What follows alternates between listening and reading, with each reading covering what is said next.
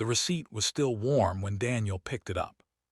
He almost didn't notice the writing at first.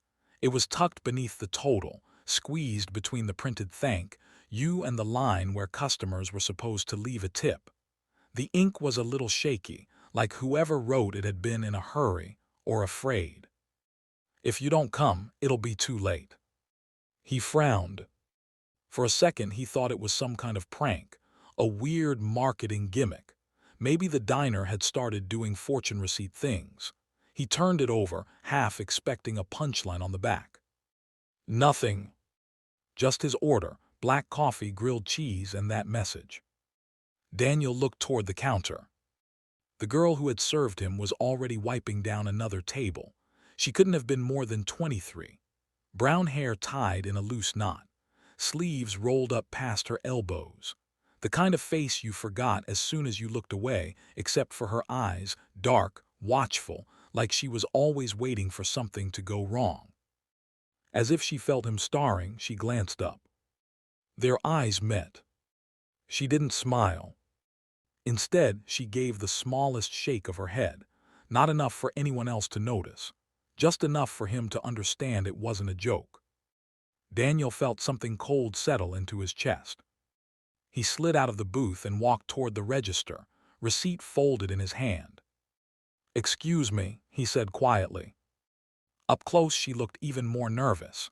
There was a bruise just barely visible near her wrist, yellowed at the edges. "Yes. You wrote this." Her gaze flickered down to the receipt, then back up again. For a moment she didn't answer. "I don't know what you're talking about," she said, too quickly. Daniel lowered his voice. "I'm not trying to get you in trouble. I just want to know what this means." Something in her expression cracked. "Please," she whispered, "just go to the address on the back." He turned it over again. There it was. A street name, written so faintly he hadn't noticed it before. "Why me?" he asked. But she was already stepping back, already putting distance between them like she hadn't said anything at all. "Have a nice day, sir." By the time he reached the door, he could feel her eyes on his back. What? He told himself he wasn't going. People didn't leave messages like that unless they were unstable or dangerous. This was how horror movies started.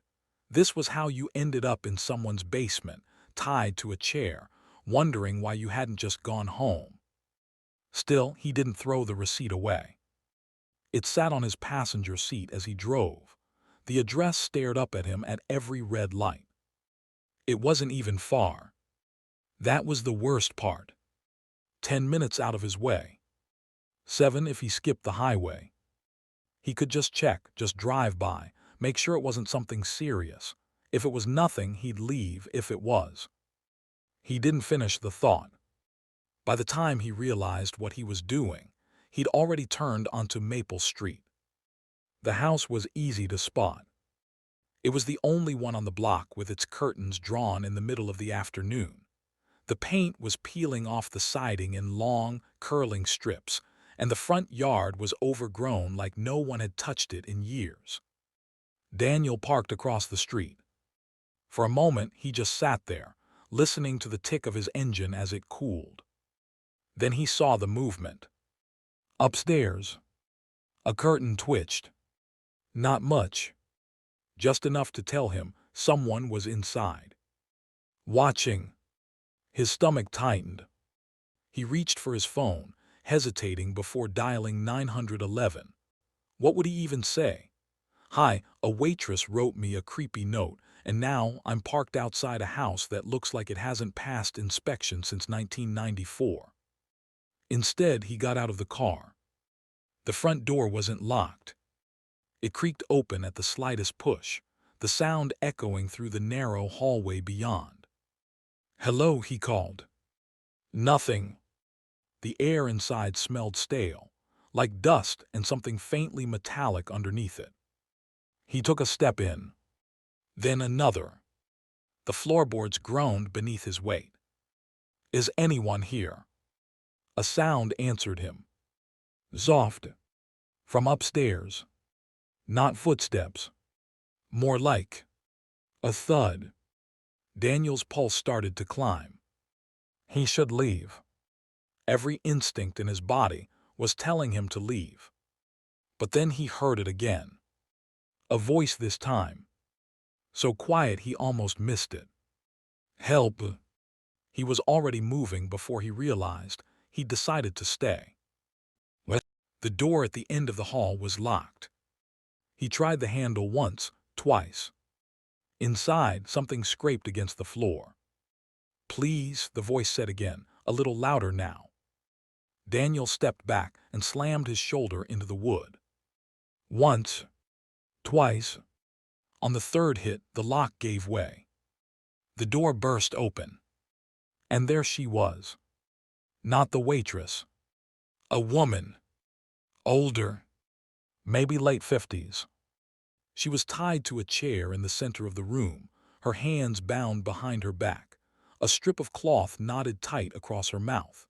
Her hair hung in tangled strands around her face, and her eyes were wide with a kind of exhausted terror that made his chest ache. For a second, neither of them moved.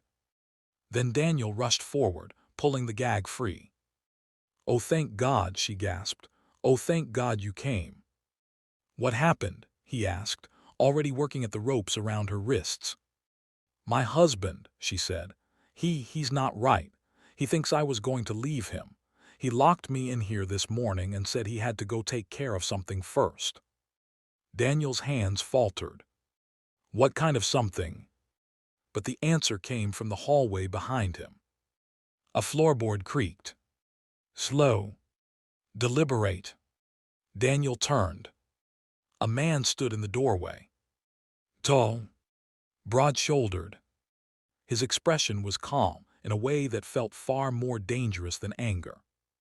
"I was wondering who she'd managed to reach," he said. Daniel's mouth went dry. The man's gaze flicked to the ropes in his hands, then back to his face. "You shouldn't have come." What? Later, Daniel would remember the sound of his own heartbeat more than anything else. Loud. Heavy. Like it was trying to escape his chest. The man stepped into the room, closing the distance between them one slow stride at a time.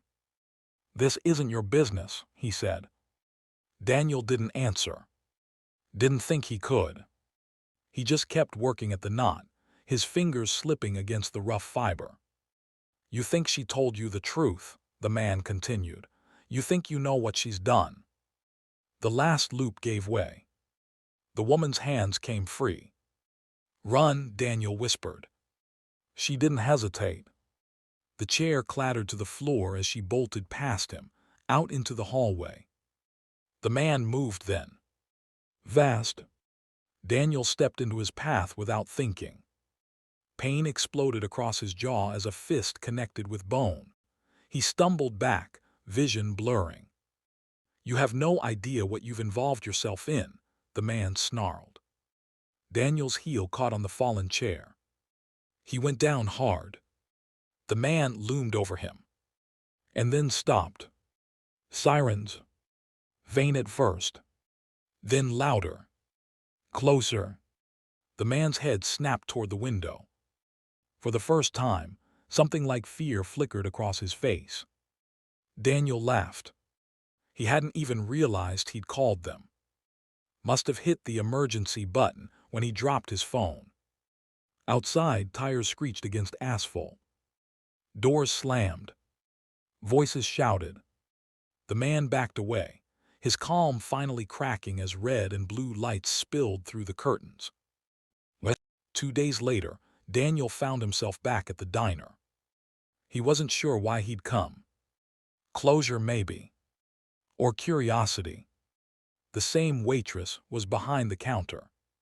When she saw him, her breath caught. "You came back," she said. He held up the receipt. "You knew, didn't you?" She nodded slowly. "She's my mother." Daniel blinked. "I went over there this morning," she continued. "He told me she'd left, but I could hear her upstairs. He wouldn't let me in. I didn't know what else to do." "So you wrote to a stranger?" Her smile was small, tired. You didn't feel like a stranger. Daniel looked down at the receipt one last time. The ink had smudged where his fingers had held it too tight.